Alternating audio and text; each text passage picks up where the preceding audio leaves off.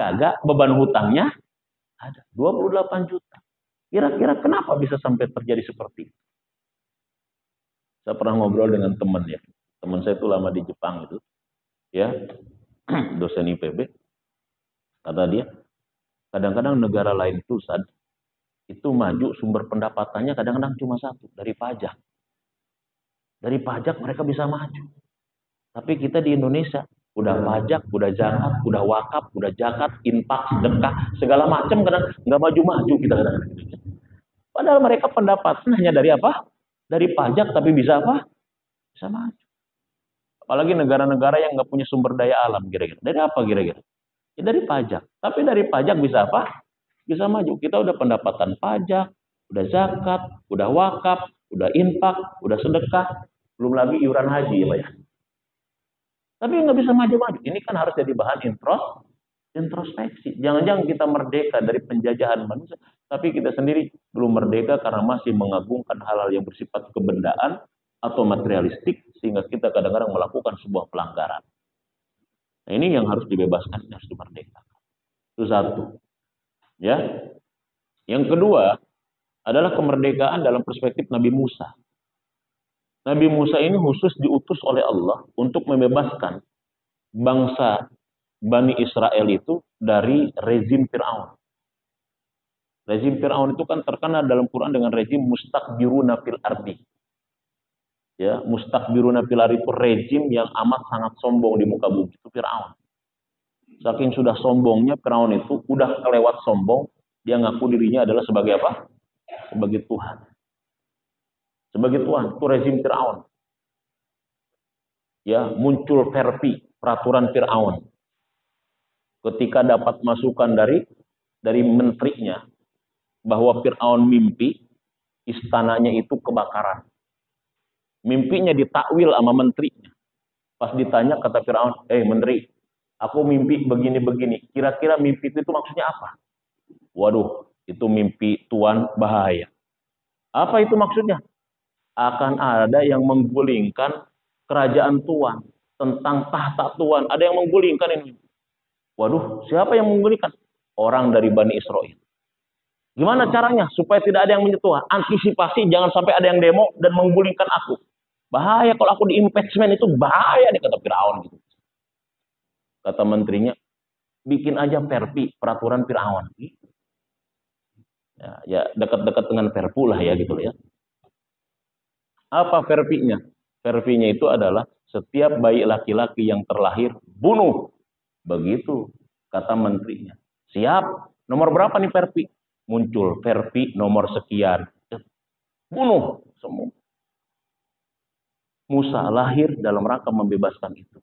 Membebaskan Bani Israel dari kezaliman raja, diktator, otoriter, dan sebagainya. Nah, bisa jadi kita juga begitu. Terbebas di kita dari penjajahan kolonial. Dari kaum kolonial, Belanda kita. Tapi terbebasnya kita dari kolonial, dari penjajah, bukan berarti kita juga bebas dari penjajahan internal. Kan begitu masalah.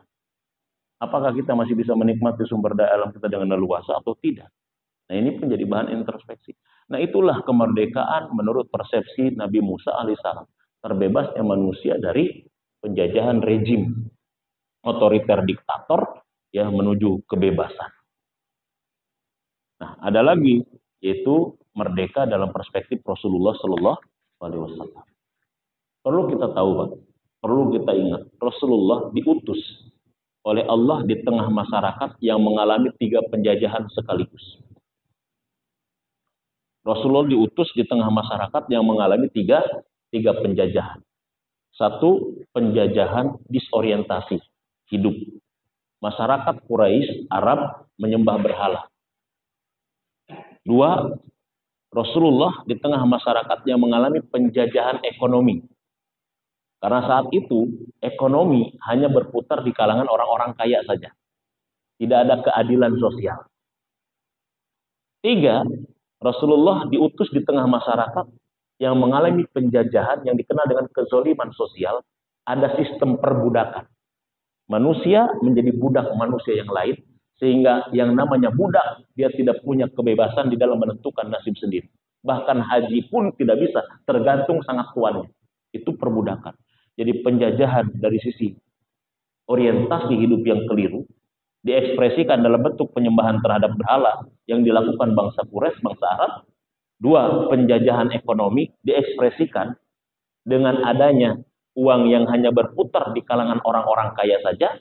Yang ketiga, penjajahan dalam bentuk kezaliman sosial diekspresikan dalam bentuk terjadinya perbudakan di tengah-tengah masyarakat Arab pada saat itu.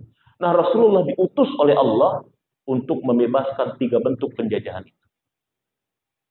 Dan dalam waktu singkat, di Mekah 13 tahun dan di Madinah 10 tahun, Rasulullah mampu membebaskan manusia dari 3 penjajahan itu.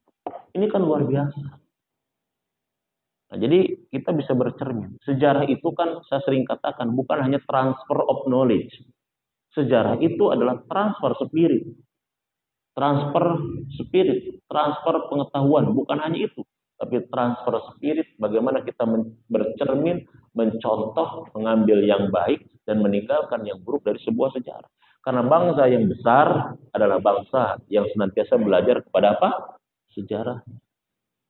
Ya, kalau Bung Karno bilang ada jas merah, kalau para ulama bilang jas hijau. Ya, jas hijau. Apa Bung Karno? Jas merah. Apa jas merah? Jangan sekali-kali lupakan sejarah. Apa jas hijau? Apa jas hijau? Jangan sekali-kali lupakan jasa ulama. Gitu. Jas hijau namanya, ya. Jangan lupakan jasa ulama. Jadi ada jas merah, ada jas hijau. Cuma kadang-kadang sekarang yang hijau dan merah sudah menyatu dulu, jadi semangka. Ya, jadi semangka akhirnya gitu loh ya. Luarnya hijau, dalamnya merahnya tuh. Ini masalah lagi sedang bicara yang bukan ke situ, Pak. Bapak aja persepsinya nantinya salah. Disangkanya itu saya super politikus lagi. Bukan, ini mah sedang ngaji sejarah. Ya, kan saya ngajinya ini kan Al-Mustafad min Qasasil Quran. Kalau ada yang nyerempet berarti pas beneran gitu loh. Gitu. Itu tentang merdeka dalam perspektif 3 nabi. Makanya dalam Quran itu istilah merdeka banyak, Pak. Ada fakka namanya, ada huriyah namanya, ada istiqlal namanya. Ya, itu istilah merdeka itu dalam ada fakka, ada huriyah, ada itkun. Yang sering kita dengar kalau bisa bulan Ramadan, itkum minan nar, terbebas dari neraka. Itu kalau kita bahas satu-satu itu luar biasa bahasa Quran. Fakka, fakku raqabah, merdeka juga. Ada huriyah, merdeka juga. Ada itkun, merdeka. Ada istiqlal, juga merdeka. Makanya masjid kita namanya masjid apa? Masjid Istiqlal. Jadi dulu ulama kita, Pak. Ulama kita itu membuat monumen kemerdekaan itu dalam bentuk masjid, bayangkan. Makanya namanya Masjid Istiqlal, Masjid Kemerdekaan. Ya, di Surabaya ada namanya Masjid Suhada, Masjid Kemerdekaan. Jadi dulu itu ketika kita mampu mengusir penjajah dari satu wilayah, monumennya masjid, Pak. Ulama kita begitu mampu mengusir penjajah dari negara kita, monumennya masjid gede, Masjid Nasional, Masjid Istiqlal. Sekarang kadang-kadang begitu ini dibikin patung, kembali ke zaman batu sekarang. Ya patung nggak bisa dipakai apa? Pakai ibadah. Yang ada nanti ibadah nyembah patung kayak gitu. Jangan-jangan Sudirman juga kalau misalkan Sudirmannya hidup itu dan bisa dihidupkan kembali, ngambek dia. Gua dibikin patung loh, ngapain lagi gitu gitu. Mendingan dibikin Masjid Jenderal Sudirman. Tapi alhamdulillah ada Masjid Jenderal Sudirman tuh di Air Mancur gitu. Sebagai bentuk penghargaan terhadap pahlawan itu, monumennya monumen yang bersejarah dan juga bermanfaat gitu. Itu barangkali ya yang bisa disampaikan. Mudah-mudahan ada manfaatnya bagi kita semua. Mudah-mudahan kita benar-benar merdeka, baik secara fisik, merdeka secara rohani. Dan mudah-mudahan 2024 betul-betul kita dikasih pemimpin yang luar biasa. Cinta terhadap rakyat cinta terhadap pemimpinnya, dan pemimpin yang membawa negara kita baldatun thayyibatun warabun